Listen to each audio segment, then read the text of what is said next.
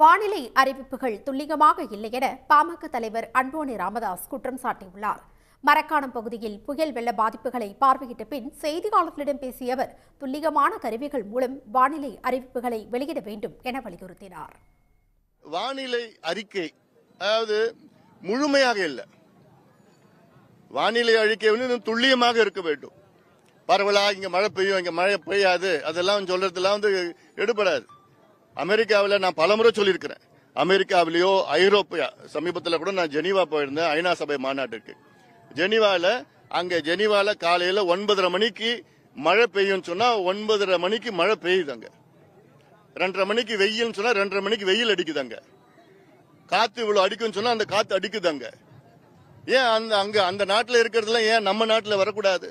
நான் சொல்றது வந்து இந்த மழை வெயில்லாம் இல்ல, அட்லீஸ்ட் புயலுக்காக இந்த புயல் இங்க அடிக்க போகுது, இங்க வரும், இவ்வளவு மழை கொட்டும். இப்போ திருவண்ணாமலை மாவட்டத்தில் வந்து 50 சென்டிமீட்டர் மழை, விழுப்புரம் மாவட்டத்தில் 50 சென்டிமீட்டர் மழை. இது யாராவது சொன்னாங்களா? இது சொல்லிருக்கணும் இல்ல. நாங்க ரேடார் வச்சிருக்கிறோம், அது வச்சிருக்கோம் சொல்லி வச்சிருந்தா என்ன பிரயோஜனம்? மக்கள் தயார் நிலையில இருப்பாங்க, அதிகாரிகளும் தயார் நிலையில இருப்பாங்க. உடனுக்குடன் செய்திகளை தெரிந்து கொள்ள சன் நியூஸ் பெல் ஐகானை கிளிக் பண்ணுங்க.